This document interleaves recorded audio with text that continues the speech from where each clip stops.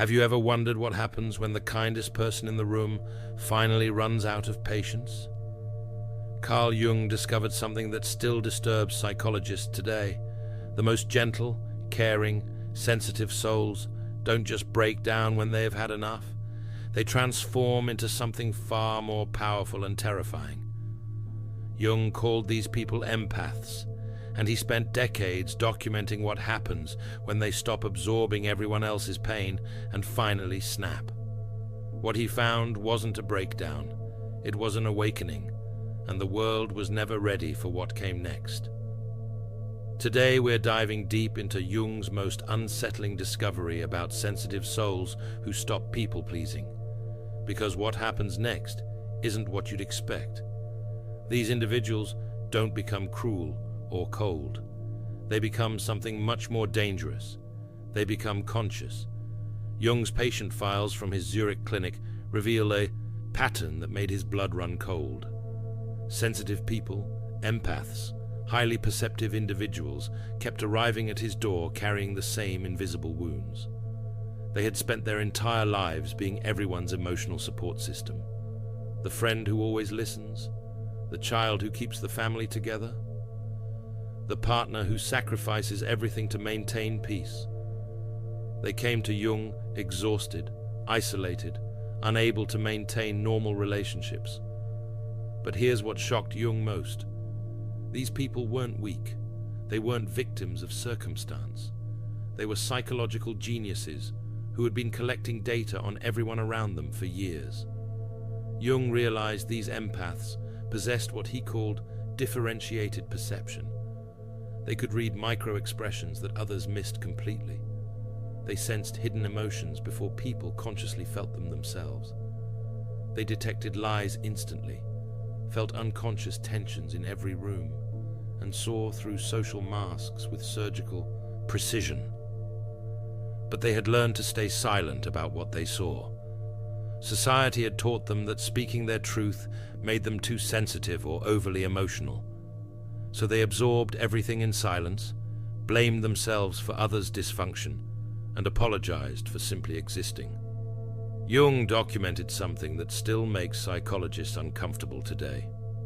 These empaths hadn't been broken by abuse. They had been studying it. When Jung asked them to describe their relationships, he expected scattered thoughts from damaged minds. What he discovered changed everything he thought he knew about sensitive people.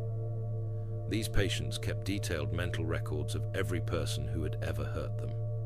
They knew their abusers' triggers, insecurities, and deepest fears.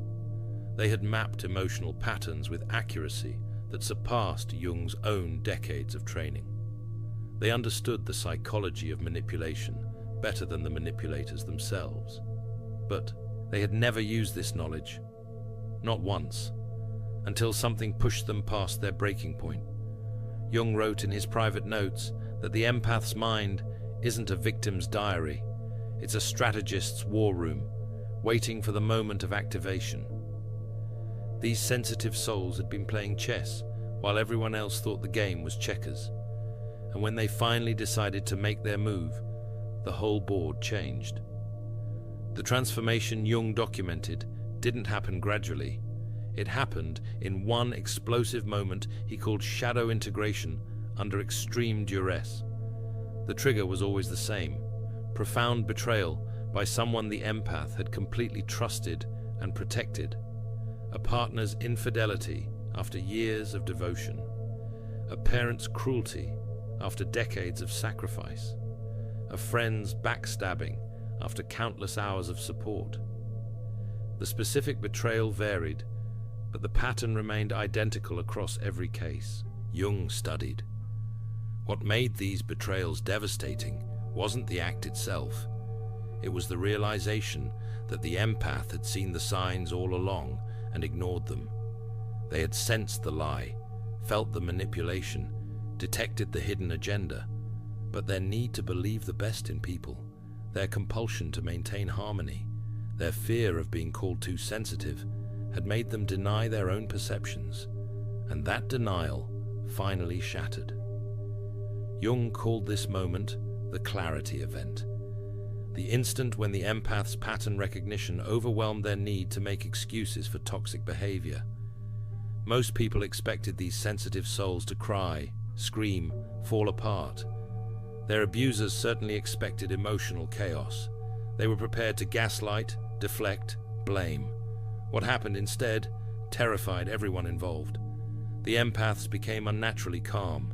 Jung described it as the moment the victim realizes they've been playing a completely different game than everyone else understood.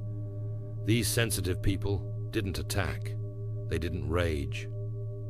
They simply began to speak truth, not with cruelty, with clinical precision, like surgeons identifying each diseased organ before removing it.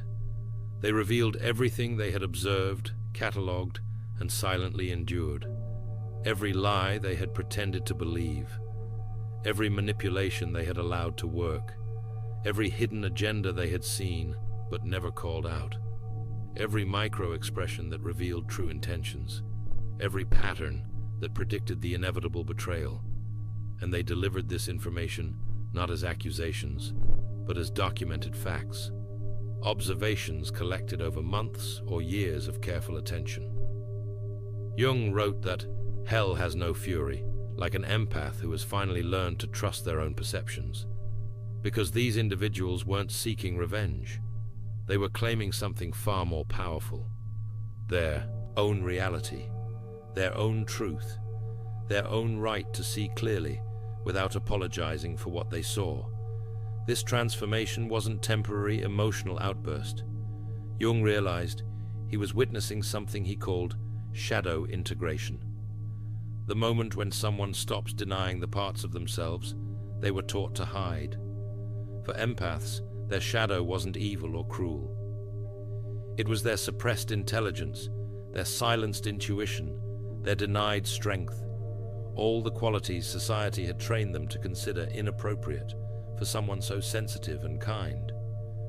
When they finally integrated these shadow aspects, they became what Jung called psychologically complete, still capable of deep empathy, but now protected by conscious boundaries, still able to feel everything, but now choosing what deserved their energy, still perceptive of others' pain, but no longer required to absorb it as their own responsibility.